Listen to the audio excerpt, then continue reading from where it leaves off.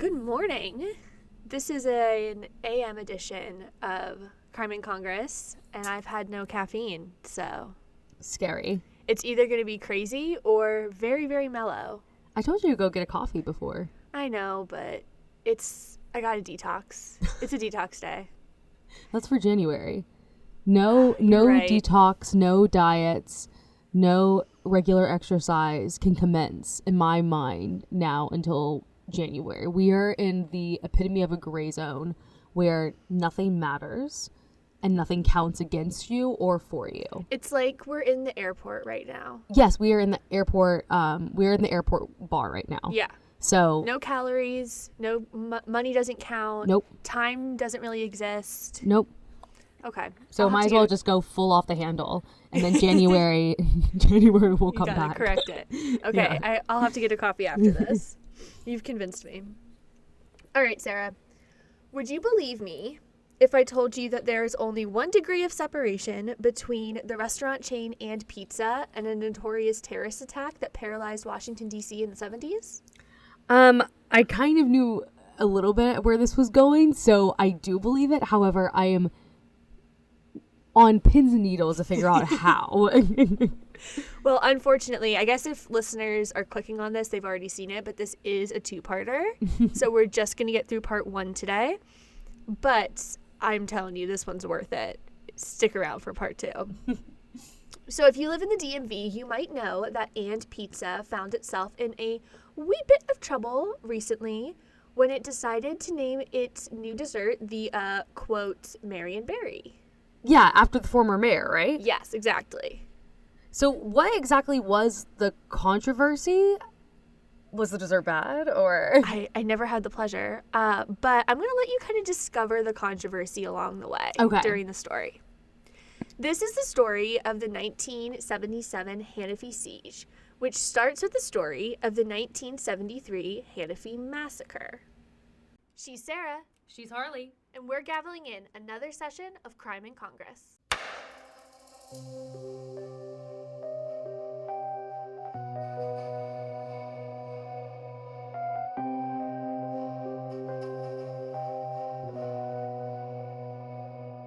It's March 9th, 1977, and 41-year-old D.C. Councilman Marion Berry was hightailing it from the North Kiwanis Club to the council's 2:30 p.m. Judiciary Committee hearing. I'd surmise that this speech was of the fundraising variety. Got it. He was running late, so he rushed right past the security guard.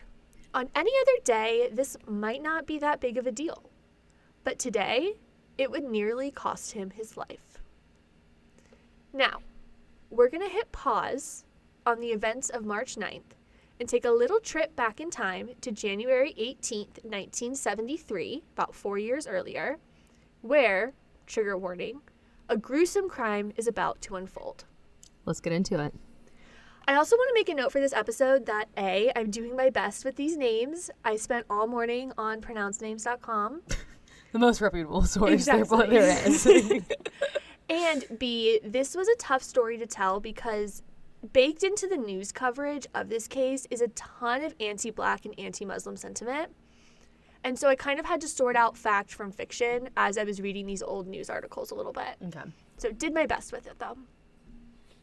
The Philadelphia Black Mafia is an organized crime ring out of Philly that, among other crimes, was known for trafficking heroin. The group got their name because many of the members joined the Nation of Islam, also known as the Black Muslims. However, not everyone was on board with this association. To quote the Philadelphia Inquirer from September 9th, 1973, Philadelphia's Black Mafia had caused so much adverse publicity with a trail of bungled assassinations that the Black Muslim leadership in Chicago has threatened to send a hit squad to Philly to, quote, clean this mosque out. Yeah. It's not funny. Not funny. But bungled assassinations? Bungled assassinations, that's plural. That's tough. I mean, that your one job in being in the mafia is to be able to deliver a clean hit. Yeah. That I would think, not that I have any experience in the mafia. You do have mob experience, though. I do have mob experience, though, which you guys will understand later. When we release Jim Trafficant, which I think is after this episode, so teaser. Yeah. The leader of the Nation of Islam was Elijah Muhammad, and his secretary was named Hamas Abdul Khalis, born Ernest Timothy McGee in Gary, Indiana. Just, yeah. Epic name change. Gary, Indiana, Gary, Indiana. That's what I was thinking the whole time from Music Man. There we go. There's our musical reference. Done. Check. Also, by the way, I just want all the listeners to know that I saw Wicked yesterday, and it's all I can think about now. She's wearing Wicked merch. I'm as even we wearing speak. Wicked merch. Okay, We will sorry. save the debrief for after I see it. Okay, thank you. Khalis is the name he assumed when he converted to Sunni Islam. However, after joining the Nation of Islam, which is not a Sunni Muslim organization, he changed his name again to Ernest 2X McGee. For some reason, likely a dispute with Muhammad, in the 1950s, he went from being a very powerful person in the Nation of Islam to a bit of an outcast. This prompted him to move to New York, where he assumed his Sunni name once again, which is also the name I will use for the rest of this episode, Khalis. During this time, he became acquainted with Malcolm X, also a member of the Nation of Islam. This is when Khalis's religious beliefs began to shift. He was being taught by a Muslim mystic who supposedly had powers and told Khalis that the Hanafi school of Sunni Islam was the, quote, prophet side, and Khalis, in a crazy turn of events, began developing magic skills of his own. What a coincidence. I know. Crazy that these two found each other. I do think it's important to note that Khalis was diagnosed with schizophrenia, a disorder I'm inclined to believe that he had. However, some do claim that he faked it to get discharged from the military, which he was in 1944. But based on how his life plays out, I think he probably did. You think it's legit? Yeah. Around the time Khalis started to develop these mystic powers, he also began to stir the already boiling pot between the Hanafi Muslims and the Black Muslims, because he began converting people away from the Nation of Islam and towards the Hanafi sect. To be clear, I'm not talking about the whole of Hanafi Muslims or the whole of Black Muslims. I'm talking about two very distinct groups, the Black Mafia in Philly and the Hanafi Muslims led by Khalis. He was going after their membership and slandering them in the process. One person he successfully converted was Kareem Abdul-Jabbar, who donated a mansion in Washington, D.C. as Khalis's new home base, where they relocated in the 1970s. I'm obsessed with Kareem because he always does cameos in sitcoms, like New Girl when he's at that radio show with Winston. I think it's iconic. Wait, I don't know what we're talking about. Do you watch New Girl? Like, I have, yes. Do you remember when Winston was working at that sports radio station? And his first day on the job, Kareem Abdul-Jabbar is there? Oh, so he was he was an NBA player. Yeah. Oh. And okay. And he just loves bouncing around to different sitcoms. I suppose his name sounds familiar. I just don't. What's his IMDb. Let me see. Oh, he was in Glass Onion? Yeah, this dude's like, he likes to play himself in movies too, which I think is funny. Wait, that's... Yeah, because in Glass Onion he does like play himself. So many of his credits are just playing himself. Yeah. Wait, that's so funny. It's iconic. He's on The Simpsons too, of course, you know. He was in Will.i.am's music video, Scrubs. Okay, got it. So this guy, okay, I know who we're talking about now. Thank you for your patience, everyone. The home was called the Hanafi Muslim Rifle and Pistol Club. And in 1972, after purchasing 35 machetes, starting off strong. Okay, great. A Remington 1100 semi-automatic shotgun, 3 handguns, and tons of ammunition, the group just so happened to pop up on the FBI's radar. Yeah, I think that would do that. Yeah. But it wasn't actually until a Palestinian group took members of the Israeli Olympic team hostage that the FBI would launch a full-scale investigation into the group. Why? Just because they were trying to... Because tensions were rising, and this was a Muslim organization that was next to a synagogue. Got and it. so they were on alert, and they're like, wait, these guys just bought a bunch of weapons. They have 35 machetes, which who uses machetes? Exactly. And it's a rifle and pistol club. It's not a machete club. Right. And they're next to a synagogue. So I understand now. Yeah, no, that makes sense. Yeah. By this point, Callus had given himself the title of Caliph, or Khalifa. The Caliphate is, to quote the book American Caliph, an Islamic institution born at the deathbed of the Prophet Muhammad in the 7th century. Muhammad named no successor, leaving his followers to decide not only who would inherit his authority and mission, but also how it would continue to pass on so that the faith might survive. Some argued for the leadership to pass down through bloodline, while others insisted that the most knowledgeable and pious of the men should become the Caliph of Muslims. I apologize for anyone who can hear my laptop noise right now. We just got to roll with it. She's about to take off. Yeah.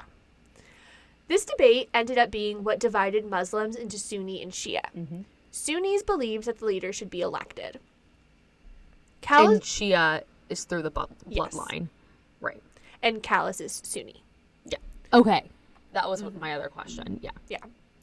Callus's goal was to be the leader of Islam in the Western Hemisphere. He was pretty straightforward about that goal. Uh-huh.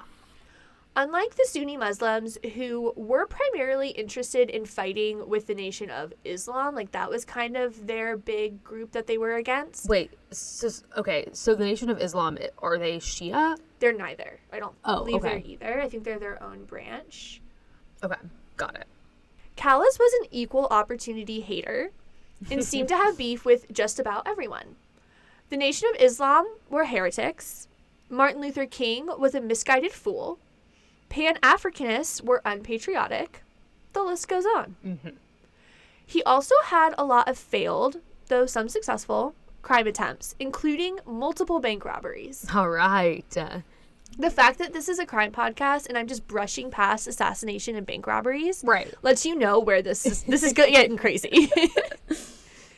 To make matters worse between the Black Muslims and the Nation of Islam, Callus had written 57 letters, one to each of the mosques in the Nation of Islam, which is affiliated with the Black Mafia, denouncing his former boss Elijah Muhammad and accusing him of, quote, fooling and deceiving people, robbing them of their money, and besides that, dooming them to hell.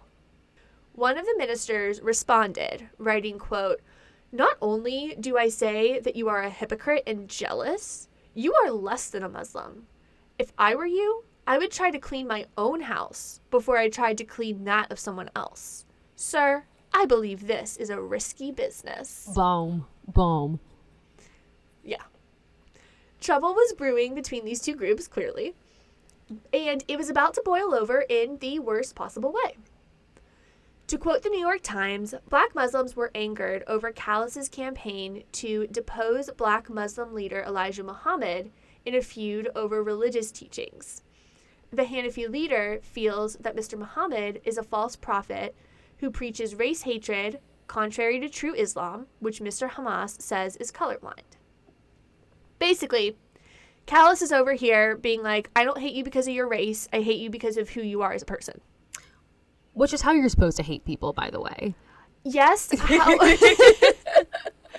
However, he does go on to do some pretty horrific things to Jewish people. Sure. No, yeah.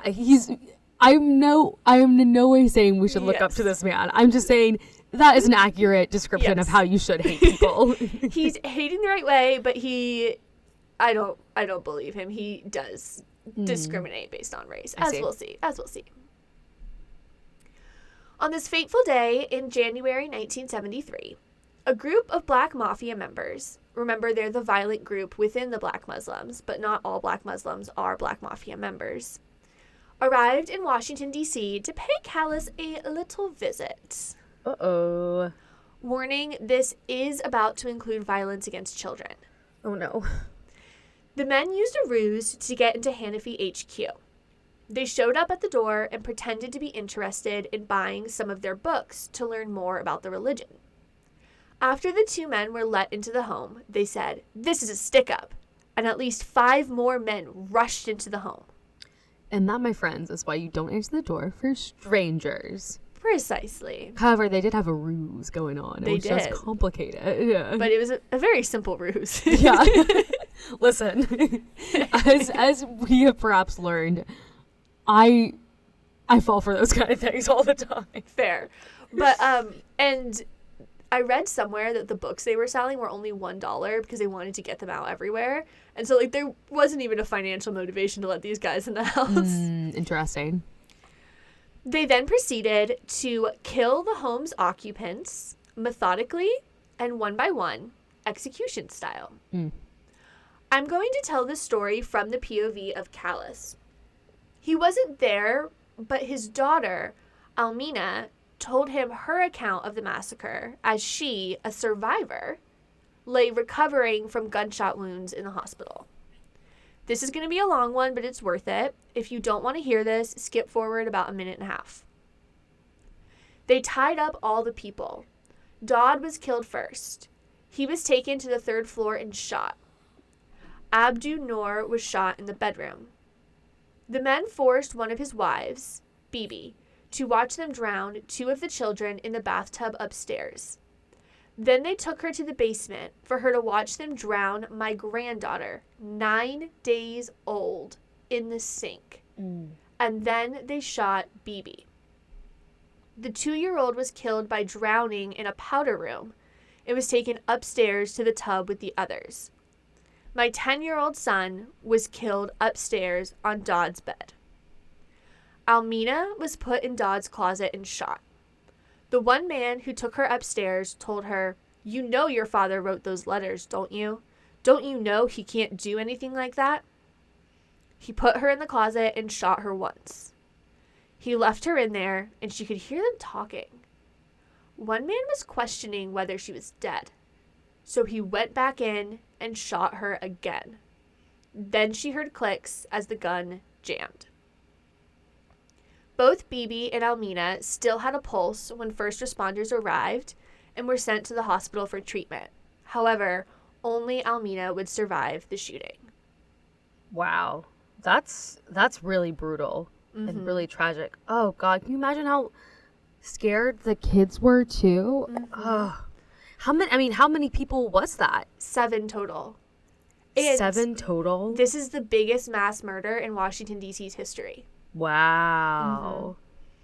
What's crazy to me, though, is that the news coverage of this was minimal. For listeners who don't know, we use newspapers.com for a large chunk of our research. And on that site, I found exactly 1 article from the Associated Press on this mass murder. Because they're black. Pretty much. And it's the 70s. Wow. Granted, this doesn't capture everything. Like Washington Post, New York Times, they did cover it too. But this should have been national headlines. This should have been in every paper. 7 people So executed, close to the White killed House. in their home. Children drowned. In front of their parent? Yeah. Yeah. No. So, did anyone pay for the crime? Yes. Did they get people? Yeah. They did. Okay. 6 defendants went to trial. James Price, age 23. Jerome Sinclair, age 22. John Griffin, 28. John W. Clark, 31.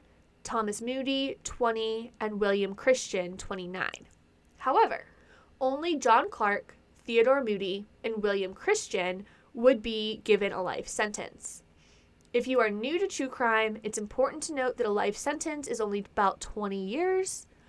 However, they were serving their terms consecutively, meaning they would be in prison for a minimum of 140 years. I mean, the whole thing is tragic too, but I also think about James Price, Jerome Sinclair, Thomas Moody. Those are kind of kids in themselves, 20 years old. Yeah, they're young. The oldest person involved in this was 31. Yeah. And that's actually going to be something that repeats itself throughout this. This story is mainly about a bunch of young black men in their 20s. Yeah. I guess that's kind of just how, the mafia gets people, too, right? And they, being able, first of all, just even doing those crimes, having something you believe in so strongly that you would, kill children. And not even a belief, but, a hatred that's so strong. Right. 20 years old. Wow. And, like, this was meant to be brutal. Yeah. They weren't just there to kill. They were there to torture. Yeah. Wow. Callis, I guess, wasn't home at the time of the crime because he was the intended target. But he had his entire family massacred in one fell swoop by men associated with a group that he considered a mortal enemy. Callis wanted 7 eyes for 7 eyes, and he was out for blood. Which, I mean... Yeah.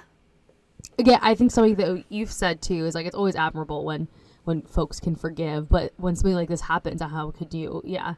How could you not want some sort of, like, kind of vengeance, right? I don't blame Callis at all for wanting revenge. The way he goes about it, he ends up targeting a lot of people who had nothing to do with the crime. I see. But that feeling of wanting these people to pay, I totally understand that. I don't judge him for that at all. Yeah. Okay. Whew. Callis spent 4 long years stewing in his insurmountable pain. Fueled by grief, hatred, and delusion, he was going to make sure that the Nation of Islam paid for the massacre on both his religious and actual family. But it wasn't until a very controversial film made the rounds that he would finally get his revenge. In 1976, a film called The Message was causing quite a stir among the Muslim community. It's a biopic of the Prophet Muhammad, which is taboo for many reasons, including the fact that they thought it was going to depict the Prophet Muhammad. However, he's actually not depicted in the film. But depicting Muhammad is a huge no-go. In fact, the film was banned in many countries, including Egypt, Kuwait, and Saudi Arabia. Do we know why? I guess it's It's just one of their religious beliefs that it's blasphemous to depict, like, show a drawing or an image of Muhammad. He's too holy. Interesting. And so, you know, the way that Christians have, which is, like, so different from Christianity, where we have pictures of Jesus everywhere. Yeah. Yeah, no, that's considered blasphemous. Fascinating. Callis was livid that the film was being released. He saw this as a complete affront on his religious beliefs and was willing to do whatever it took to ensure the film never saw the light of day. To quote American Caliph, which is a great book that you should read, in the end, after a lifetime of playing a hand that had been dealt crooked, after getting doors slammed in his face for trying to speak the truth, after trying to rob banks, after the massacre of his family, after years of watching the gears of the American justice system chew up family members, after years of paranoid delusions, it was a movie poster that pushed Callis over the edge. I also want to note that Callis was in a dark place at this time because one of the defendants in the massacre of his family had had his conviction vacated and was preparing for a new trial, which kept getting delayed because the government was too broke for a high-profile trial. Okay, yeah, I mean, that would definitely impact your mental state. For sure. And I guess it's just because of, like, the era of politics we're in, but I have a hard time imagining the government being too broke to do anything. Yeah, that's interesting. Because, like, they always seem to have the money they need for the stuff they want. And what do you, high profile, how much? No idea. How much more money do you need for a high profile trial versus a regular trial? I guess just, like, better security. Yeah, probably security and time. Huh. Yeah. But I'm just kind of side-eyeing that. Like, come on. Yeah. The government has money for what they want. Yeah. Also, justice, people. Justice. Yes. Let's think about that. After seeing a movie poster in Times Square, a place Callis deemed too filthy a place for Muhammad's name. Muhammad wasn't even pictured on it. Listen, yeah. There's some crazy things going down in Times Square. Okay? Especially in the 70s. It was all porn. Everywhere. Yep.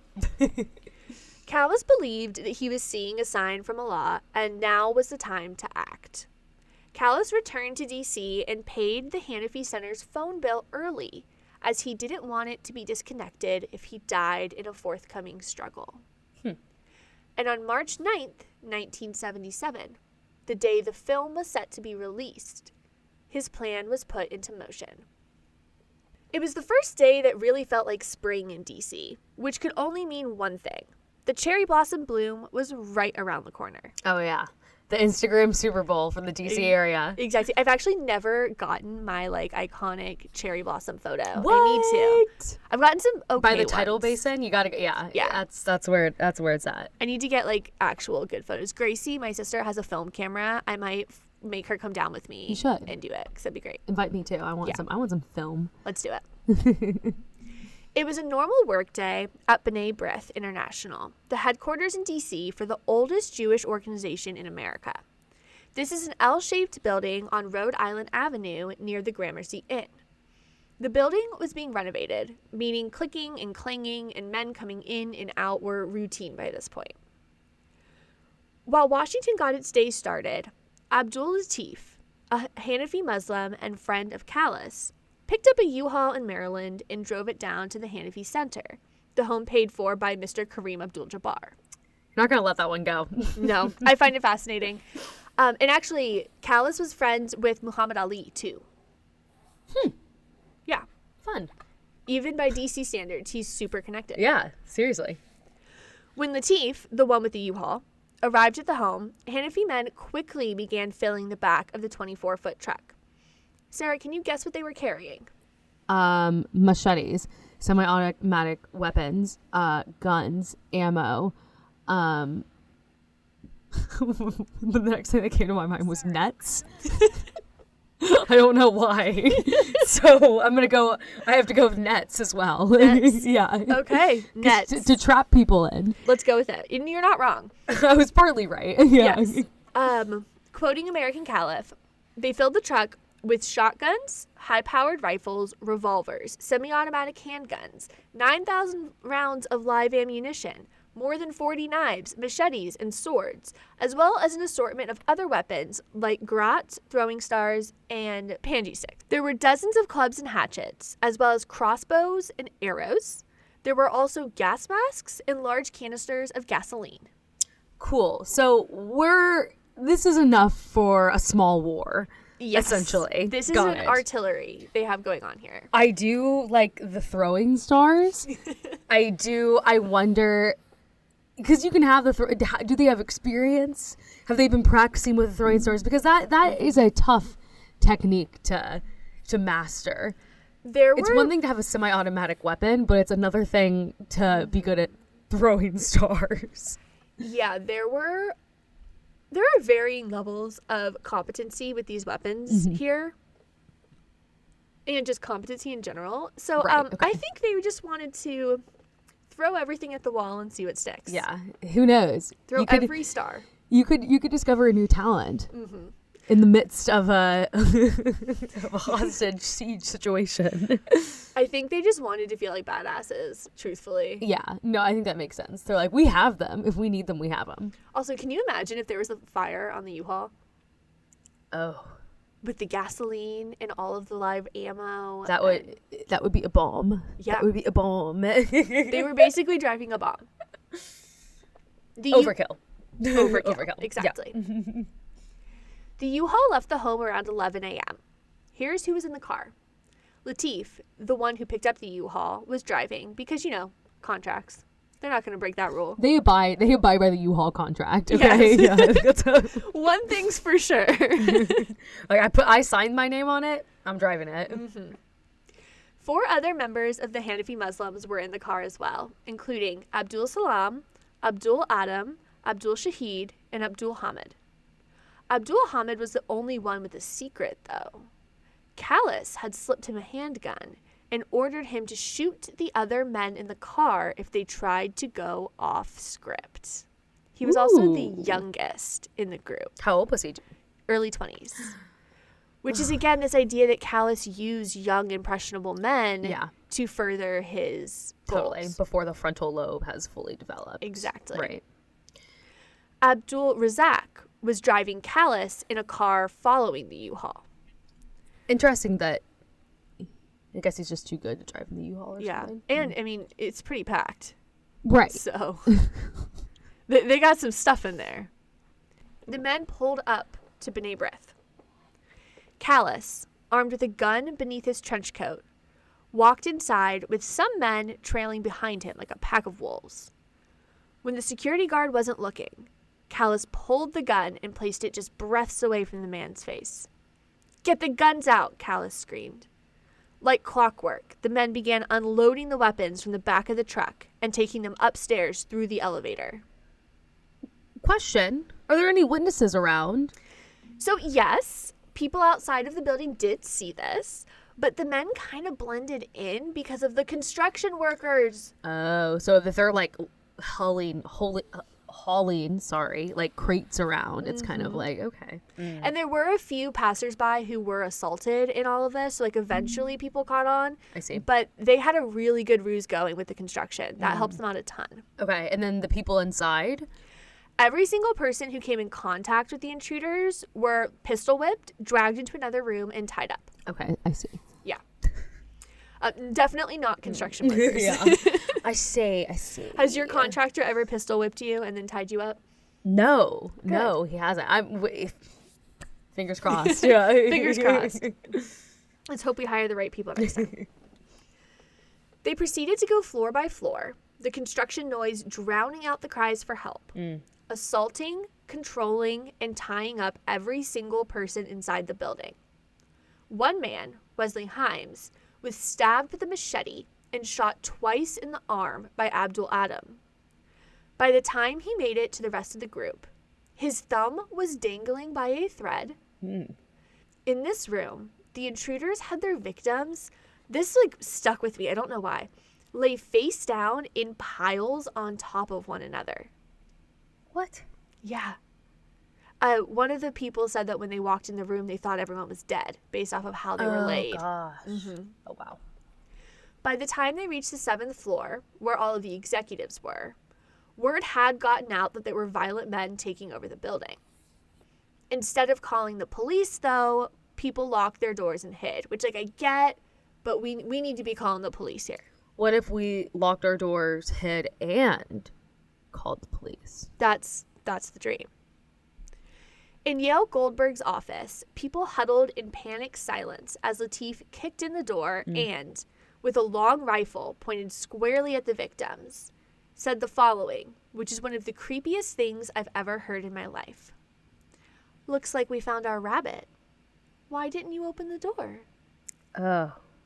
And Yale Goldberg what is his position? He's one of the higher-ups in the B'nai B'rith organization. Got it. This one is especially sickening. The janitor was stabbed in the thigh, spleen, stomach, and liver for being a black man working for a Jew. This is why I do not believe this whole "we are above racism" argument. No. When he fell to the ground, Adam began kicking him while screaming, "It's time to die." This was such a brutal attack that even some of the men, because they didn't want people to die this early on, at least. I see. They were like, "Hey, dude, we gotta scale this back. This is too much too soon." When terrorists are telling you to tone it down, you've gone too far. You've gone too far. The men would also bring individual hostages to Callis for him to abuse on his own just for fun. Sick. So did anyone call the police? Did anyone get tipped off about this? Yes. So around 11:20 a.m., remember, the U-Haul left the house around 11 a.m., so this is actually happening really fast. Wow, yeah. Deputy Police Chief Robert Rabe received a call and was notified about a, quote, barricade situation at B'nai B'rith. The men were frantically calling for backup, and police, including the Special Operations Division, bolted toward the building in hopes of saving lives. Quick pause. They're attacking a Jewish synagogue right now? What does this have to do with the massacre you just told us about? We're going to get there. Okay. But to kind of answer your question now, it makes no sense. That's just the answer. That in retaliation for everything that they would go after a Jewish synagogue. Yeah. It's just part of Callis's delusions. I see. Okay. Fortunately for the hostages inside B'nai B'rith, Rab was a skilled hostage negotiator, earning him the nickname Golden Voice. He was also part of the White House working group to, quote, devise procedures for reacting swiftly and effectively to acts of terrorism and devise measures to prevent such acts. That was the title? Yeah, we need a comms team ASAP. What if let's do an acronym. Yes, something. Like the terrorism working group. Yeah, terrorism working group. Yeah. It's catchy. Yeah. He sounds legit, though. He is. Okay. Because of his leadership, the DC police actually had a reputation of, with it compared to other police forces, being pretty progressive and more likely to talk out a conflict than to escalate it. Again, compared to other major police forces in the country. Got it. By the time Rabb arrived at the site, the place was flooded with ambulances, first responders, fire trucks, a police helicopter, the K-9 unit, and TV news cameras who had gotten wind of the police activity. Of course. Rabb calmly surveyed the scene. Injured victims receiving medical attention. Weapons and ammo lining the street. Sirens casting a red and blue haze on the building, as glimpses of scared hostages could be seen through the windows. Rabb took a breath, whispered a prayer to whatever God he believed in, and entered the building. "Hello, this is Deputy Chief in the Washington Police," he announced. Callis shouted back, "If you do not prevent the message from premiering in New York today at 2 p.m., we will, quote, start cutting some heads off and throw them down the stairs." He made the same threat if anyone from his family was harmed, too. Okay. I feel like that perhaps we went after the wrong people if that is your goal, to stop the message from being premiered. Yes. So, and I'm not even getting into the threat, which is horrendous and awful and crazy. However, I mean, I guess it's just this guy's delusions that he thinks that this could work and it's hatred kind of wrapped up with other things. But yeah, that, again, if that is your prime goal to stop this movie from being released, don't you think that you would perhaps try to take hostage some movie executives? Or like someone in New York? Or someone in New York, and not this synagogue? And maybe do it more than a few hours before? Yeah, it's a little tight. It's a tight deadline. You know, it's like, you might as well just ask for money at this point, because... Yeah, and when you see the full scale of the attack, the timeline gets even tighter. Callis does give, like, his own version of a motive, but it's nonsensical. Yeah, and the thing is, if you're going to take hostages and you have a goal in mind, let's be realistic about that goal. Yeah. Okay? That's just my little tip. Yeah, if we're already at the point of hostage taking, come up with something that can actually be delivered. Yeah, exactly. And now, and granted, from what I've seen in the movies, you want the negotiators sweat a little bit. Like, you want it to be a tight timeline to get $3 million in cash to you, regardless, because that, you know, whatever, yada, yada, yada. However, this just seems a little unrealistic. It's very unrealistic. Now, how many hostages were there, though? At the time, obviously, police weren't sure, but we now know that there were 149 hostages. What? Yeah. And 12 members of the Hanafi Muslims in the building that day. Okay, wow. I was not expecting there to be that many hostages. And 12 members. So that's more than had ridden in the U-Haul. Yeah. How did these other randos? They just drove and flooded in. So, like, the main people with all the weapons were in the U-Haul, and then Callis was behind. Right. But then once they got in and they got the security guard at gunpoint, people just started pouring into the building. They had their network in. Okay, got it. Eventually, the hostages were taken up to a new conference room that was being built on the 8th floor and big enough to hold all of them. All the while, the captors were saying horrible things about Jewish people and ratcheting up their violence. Callis threatened one man with cutting off his penis, shoving it in his mouth, and then tossing his severed head down a flight of stairs. Horrific. So, again, the motive here, though, just the movie? Okay, so no. As the men took small groups up to the new conference space one by one, Callis selected 7 individuals, none of them Jewish, to stay behind with him instead. Horrifying thought. Once they were alone, he said the following, quoting from American Caliph. 4 years ago, 7 members of his family were executed in their home. He knew that Zionists were behind the plot to wipe out his family. That's not true. No, not true at all. Caliph was now releasing the group of 7 because he had promised Allah that he would spare 7 innocent lives if Allah would grant him success in his jihad. He went down the line asking each hostage to thank Allah for granting them their freedom. They all thanked Allah. Caliph then directed them to the open elevator door. He pressed the button for the first floor. As soon as the elevator door closed, he marched up the stairs himself. It was noon. Wow. So, but that's not who killed his family. No. At all. This is why That was the mafia. Yeah. The other mafia, the Nation of he had Islam been, mafia. Yeah, that he'd been talking shit about. That's why I believe this whole schizophrenia thing. Uh-huh. Because he's just clearly delusional. Yeah, it just doesn't make any sense. And he never really explained how the Zionists would have orchestrated this behind the scenes. Yeah, that's bizarre. There's no explanation for it. My guess is that he was like, oh, they were the ones who were pulling the strings trying to get us to fight each other. But it doesn't make any sense. So crazy. Can you imagine being one of those 7 too? I know. Wow. And also, one of the things that stuck out to me was he said that he would spare 7 innocent lives and specifically chose people who weren't Jewish, sort of implying that the Jewish people were not innocent. Yeah, right. Because I guess every Jewish person was involved in the plot to murder his family that wasn't done by Jewish people. Yeah. In his mind, apparently, yeah. Yeah, so a little cuckoo. Mm-hmm. Later on, we do learn more about his motivations, though. Speaking to a group of hostages, he accused the Jews of using, quote, shadow houses to show Hollywood movies that spread lies, including the Holocaust. Oh. Okay. Mm-hmm. Yeah, we got there.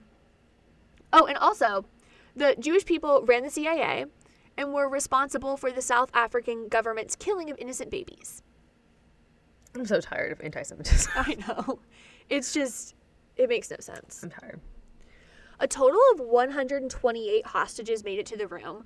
Throughout all of this, hostages are being released at various intervals. I didn't get into like specifically who was released when because there's so many, but they were letting people go here and there. Why?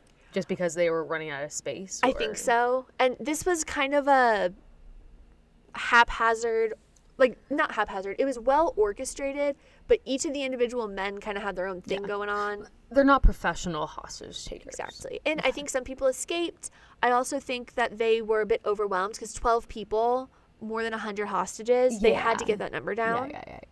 And they were acting at least like their intention was not to kill anyone. They were like, we just want this movie stopped. A total of 128 hostages made it to the room, which was about the size of an Olympic-sized swimming pool. They then barricaded themselves in, painted over the windows, and then had the hostages tie each other up. Which doesn't seem very effective. No, but also it's like a mind game. Yeah. Like making you do it to yourself. I hate these guys. I know. When the work was done, Latif announced, all right now, just relax. This is going to be your home for a while. When I'm not relaxed. No, actually. When Caliph made his way into the room, he gave a long, rambling speech that ended with, if you have any sense, you will pray to your God and be prepared to die. There was also a note that Caliph appeared to have electrical wires on him during this, giving the idea that maybe he had rigged himself up as a bomb. I see. Yeah, After this, Caliph finally told the hostages what his demands were, albeit it was 100,000,000% out of their control. Well, but that's... Okay, go on. But at least the hostages at this point, they're like, what are you doing here? What is your goal? Right. Like, they have no idea. Yeah. And so at least they're getting a little bit of information. At least they're going to be like, oh, great. Good luck with that, law you're enforcement. insane. Yeah. So demand number 1 was to stop the message premiere.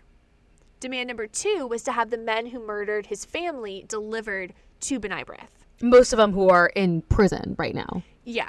And also the one who had his stuff vacated. Sure, yeah. And then there were those other men who weren't found guilty. So I guess it was those men. But yes, also the ones in prison. Because he was like, the American justice system isn't doing enough to them. So because he wants to them kill here. them. Yeah. Yeah, Just go kill them then. Like, I don't... Again, if we're going to take hostages, let's have realistic demands, okay? Yes. So those were the conditions for the group's release. If I were in this group, I would not be feeling so good right about now. No. So the group of hostage takers, so like the men who went in there, were ready to kill and die for Allah. Like, everyone who came into this was prepared to die in the battle, which is like... That's so scary. Crazy. This point I'm about to make is obviously not a big deal in the grand scheme of things, but this has been a heavy 50 minutes, and so we need a moment of levity. Okay. The men required that the women in skirts covered up their knees with things like jackets and rugs to maintain their modesty. In the middle of kidnapping and threatening them with murder, they cared about a little bit of kneecap. Yeah. Cover that up. Cover that up. Yeah. Insane. Callis directed a hostage, who he chose to work as his secretary for the day, to call the Islamic Center of Washington on Massachusetts Avenue. For what? To see how the hostage situation was going. He is the hostage situation. Sarah, the Hanafi gunmen had not one, not two, but 3 buildings barricaded with hostages. 3? What was just the 12 men, or what is happening?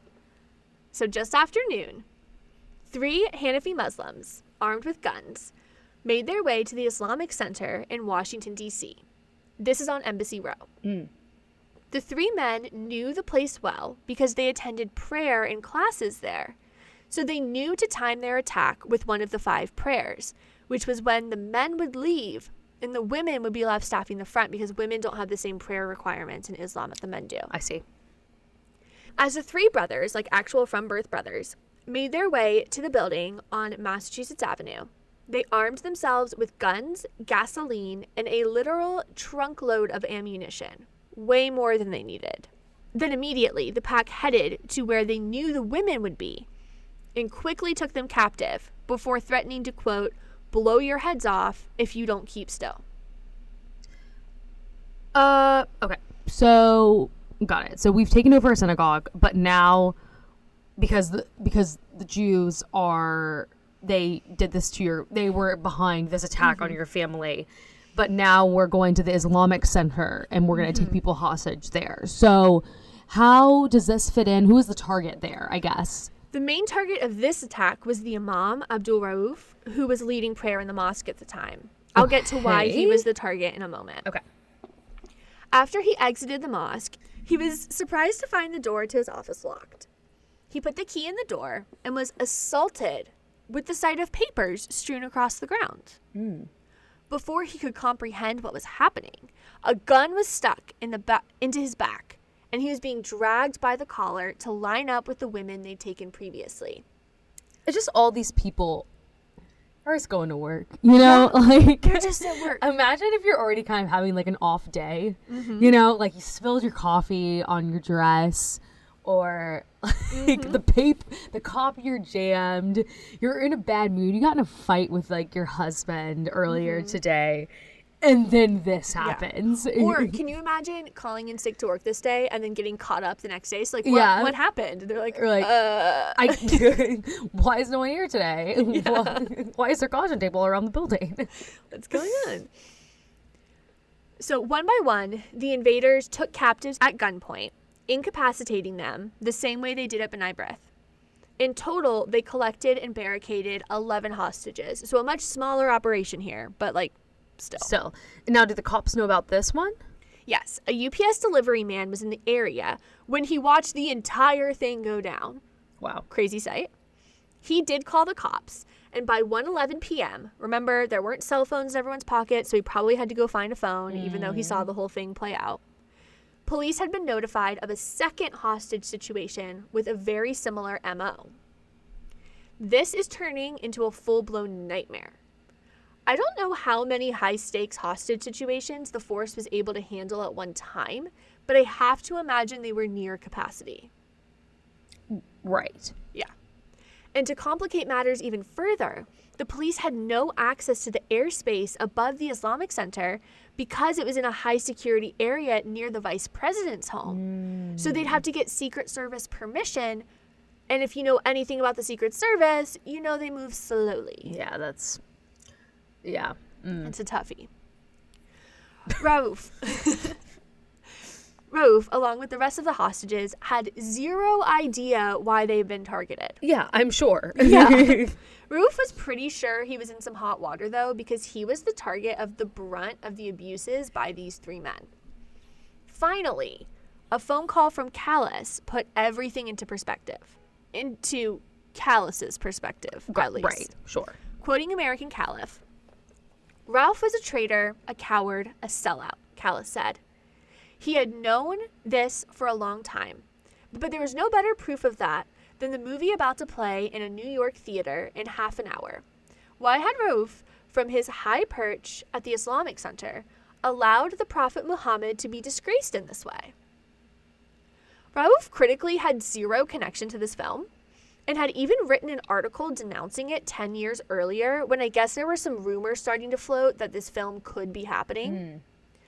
But at Callis's direction, Rauf was like, all right, I'll do what I can to stop the movie. And he began calling every contact he could, including, impressively, the Secretary of State, Cyrus Vance. Good for him. Yeah. So he's in D.C. He's calling the Secretary of State to prevent a movie from premiering in New York in 25 minutes. He, too, was threatened with having his head chopped off and thrown out windows. And with the involvement of embassies and diplomats, this was now a full-scale international diplomacy crisis. Yeah. At 1:45 p.m., the phone rang in a projection room in New York. Has the film started? The voice on the other end of the line asked. No. The call then abruptly ended, with no explanation or request. The minutes ticked by. 1:50, 1:55, 1:58, 1:59, 2 p.m.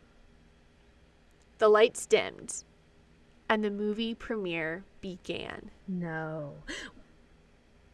Oh, I guess one other question, though, too.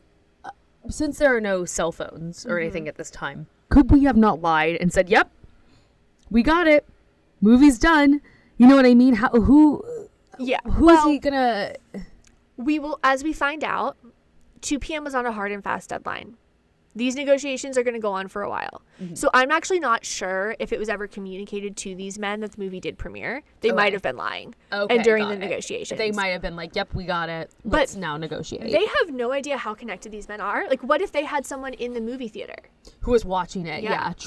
Or what if they were just going to start killing people at 2 p.m. regardless? Right. Okay. Got it. Thank you. So around 2:25 p.m., the phone in the projection room rang again. This time, it was an NYPD officer requesting to talk with the director, Yablans. And he was pissed because he's like, hey, this is my big moment. Why are you pulling me out of it? Yeah. The two spoke. And then, shocked and horrified, the director addressed the press. We are stopping the showing. While all of this was going down, Chief of Police Maurice Cullinane was working to establish their first substantive contact with the brothers at the Islamic Center. So this is the D.C. Chief of Police? Yes. Okay.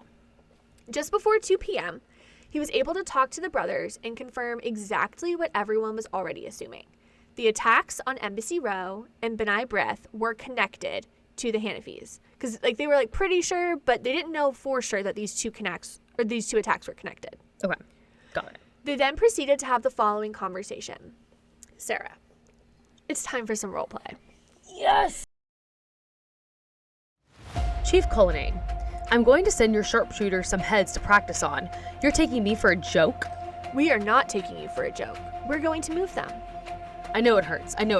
You're chief, you're backed up by the Army and the Navy and all the American allies, but I have a law with me. And I know it hurts to have to take orders from somebody you don't know nothing about. Deputy Chief Rab has gone outside to make sure the sharpshooters are gone. My wife said that you were holding things up. Said the police was not releasing information. Now you better start releasing all the information. What information do you want us to release? I want the information released that we want that picture stopped. And that we have hostages in here. I want information out that we want those killers that killed my family. That's right. That's right. Justice has not been done. Don't tell me nothing about the court system or nothing. I don't care about those revolving doors. They don't mean nothing to me. Chief Cullinan, there are men waiting throughout this country. They may not hit you right away, but they're watching and they are waiting. And they have given their bond and they are very, very serious. End of phone call. Okay, so 2 p.m. has come and has gone and no heads are raining from the sky? Yes, but we're not out of the woods yet. Okay. Now let's check the time. It's 2:30 p.m. Sarah, do you remember what I said was happening at this time at the beginning of the episode? Oh, yes, the committee hearing in City Hall with the councilman, Marion Barry. Exactly. We have made it full circle. Allow me to, once again, set the scene. All right. D.C. Councilman Marion Barry was hightailing it from the Northwest Kiwanis Club to the council's 2:30 p.m. Judiciary Committee hearing. He was running late, so he rushed right past the security guard. On any other day, this might not have been a big deal. But today, it would nearly cost him his life. "Be careful," the guard yelled. "There's a bit of trouble up there." Uh-huh. So is this the building number 3 that he's in? This is building number 3. Building number 3. All right. So I feel like the security guard should have done more, but Yeah.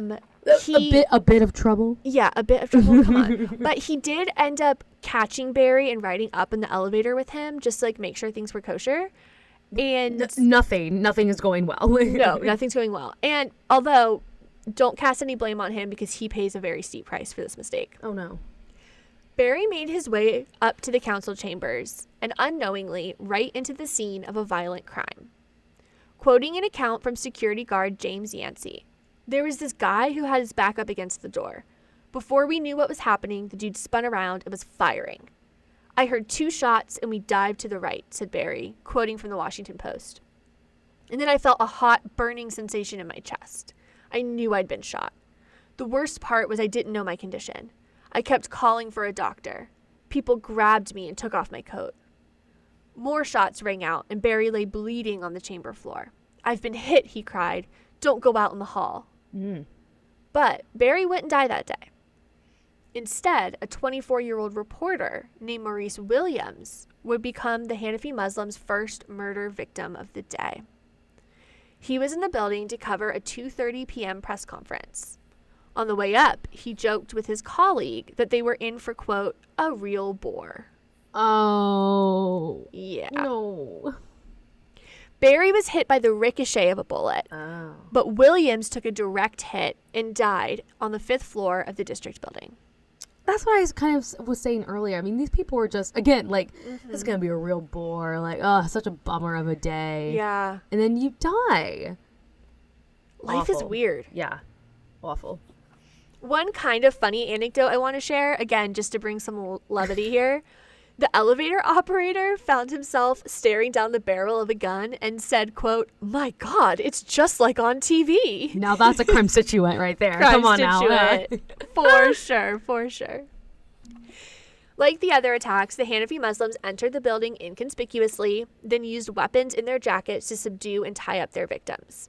And in the struggle, the security guard, Mac Cantrell, was shot and killed as well. Yeah, I'm glad you didn't let me blame him too much. Yeah. Oh. This puts us at roughly 30 hostages inside the district building, 2 victims dead, and several more injured, including a councilman with a gunshot wound to the chest. And let's just also take 1 second to appreciate the diversity of buildings they're taking. Yes. So we have now a synagogue, the Islamic Center, and a DC government building. Yep. Uh-huh. And the Islamic Center's on Embassy Row. Right. Which is, so they're leveling up their crime by just being there in the first place. Yeah, and what it's interesting because the motive is so weird and messed up, but yet there is so much purposeful. Like each of these buildings are diverse, but they were targeted. It's not just like a random. It's not a random office building. Essentially, is what I'm saying. Like that part was thought out. So it's interesting how the motive is so irrational. Yeah. Perhaps. Yeah. I do believe that this attack made sense to them. Sure. Yeah. And if you just go with it and you're like, okay, this makes sense to them. What they're saying is what they believe. You can kind of start to see why they went where they went. Yeah. But that all hinges on them believing the crazy stuff that Callus is saying. Right. So there was some brainwashing going on here, for sure. Surely. This was a horror movie for local police. Some of the most sensitive buildings in the city were under attack, and there was no precedent for tackling 3 interconnected, high-stakes hostage negotiations at the same time while tending to victims and wrapping bodies in white cloths. DC was paralyzed. Negotiators were trying to free the more than 150 hostages being held between the 3 buildings without any more casualties. It was a steep task. I want to pull back for a second and talk about the broader political context this was happening in. After all, we are crime in Congress. Yeah. While all of this was going down, Israeli Prime Minister Rabin was actually in D.C. for a state visit with newly sworn-in President Jimmy Carter. Carter made Israel a centerpiece of his campaign and was interested in brokering a peace deal in the Middle East during his tenure. Given the proximity to the White House, involvement of diplomats, and adding security around the Prime Minister's visit, a meeting was convened at the White House hours into the hostage negotiations. You see, not too long ago, Carter, in a case we absolutely have to cover, Sarah, involved himself in a hostage negotiation by calling the attacker, which was one of the attacker's demands. This made his aides very nervous that Callus would make a similar request. They thought that Carter was starting this new precedent. Yeah, that he would be, that he was available to hostages. Sure. Negotiators. Or hostage takers. Terrorist. Yes. Fortunately, though, this request was never made. As the siege wore on, Callus was releasing a solid number of hostages in various states of well-being. One of the things they did was at least in the B'nai B'rith where Callus was, if it was clear that a hostage was dying, they would release them so that they could get medical attention. Okay. I mean, yeah, I like that we're not cutting off heads. Yeah, we're not cutting off heads. The negotiators, who now included Sunni Muslim ambassadors from countries like Egypt, Iran, and Pakistan, made continuous attempts to get in touch with Callus at varying levels of success. It ranged from being ignored to being screamed at. In another crazy twist, California Congressman Rep. Robert Dornan actually went to the 5th floor of the district building, which is where the mayor's office is, and offered himself in exchange for a hostage. Can you imagine his staff? You're going to do what? Just walking in the middle of a hostage situation. Sir, like, sir. What? I like the passion. What if we did a press conference instead? What press if conference. we did a resolution denouncing? Yeah. Ooh, I like it. He's like, no, I'm walking up there. I'm walking up there right now. And okay, is this brave? Sure. My issue with it is that if a congressman is taken hostage, suddenly that becomes hostage number 1 that they have to get out. Yeah. And he's taking resources away from the other hostages because you have to get the congressman out first. Yeah. And by the way, he's putting himself in this position. Yeah. And so it's just don't make this a media play. Yeah. I get that you're trying to be brave, but wrong time, wrong place. Yeah. Stop. Yeah. Stop. But they did not take him up on that generous offer. So they just let him, they're like, no? Yeah. What are you doing here? That's weird. Yeah. You have nothing to do with this, unlike our delusion that these other people do. But what? Actually, we're good. We don't need you. You know you're doing something a little crazy too when even the terrorists are like, that was weird. he leaves the building, they kind of look around and they're like, What was that? What a weirdo. What a weirdo. Oh my gosh. At 5:30 p.m. on Thursday. This started Wednesday morning. 5:30 p.m. on Thursday. A breakthrough and the negotiations finally came. Ooh. And that, my friends, is where I'm going to leave you for part 1.